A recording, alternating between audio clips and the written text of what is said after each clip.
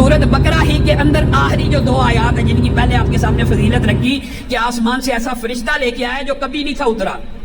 رسول اللہ صلی اللہ علیہ وسلم نے کہا یہ 2 آیتیں جو صرف 2 آیتیں صبح آپ کے سامنے رکھا 10 آیتیں پڑھنے والے کو غافلوں سے نکال دیا جاتا ہے.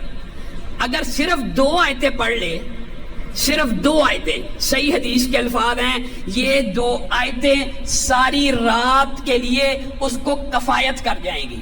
اب محدثین نے یہ جو کفایت کا لفظ ہے اس کی ٹرانسلیشن کی ہے. کفایت کر جائیں گی سے کیا مراد؟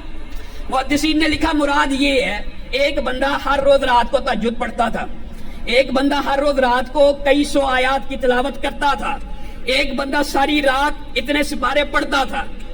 اب ہوا کیا, ایک دن اس کو نیند آ گئی, وہ جلدی میں تھا, وہ کچھ نہ پڑھ سکا, صرف ان 2 آیتوں کی تلاوت کر لی.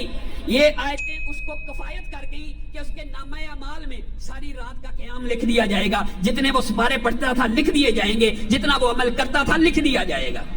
اور دیگر محدثین نے یہ بیان کیا کفایت سے مراد یہ ہے کہ جمی بیماریوں کے, جمی مخلوقات کے شر سے اللہ اس کے لیے کافی ہو جائے گا صرف یہ 2 آیتیں پڑھ لینے سے. اور صحیح حدیث کے الفاظ کیے ہیں جو بندہ یہ 2 آیتیں ہر روز رات کو پڑھتا ہے کتنے دن؟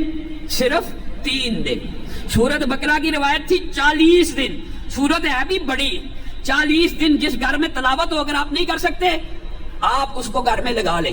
40 دن جتنا مرضی پرانا جادو ہو, جتنا مرضی پرانا تعویذ ہو, جتنی مرضی بندش ہو, کوئی بھی آپ سلسلہ سنیں, آپ 40 دن لگاتار اپنے گھر میں سورت بقرہ کی تلاوت کر لیں یا چلا لیں CD کے اوپر, کیسٹ کے اوپر, اس گھر میں شیطان اور جنات کا اثر ختم ہو جاتا ہے.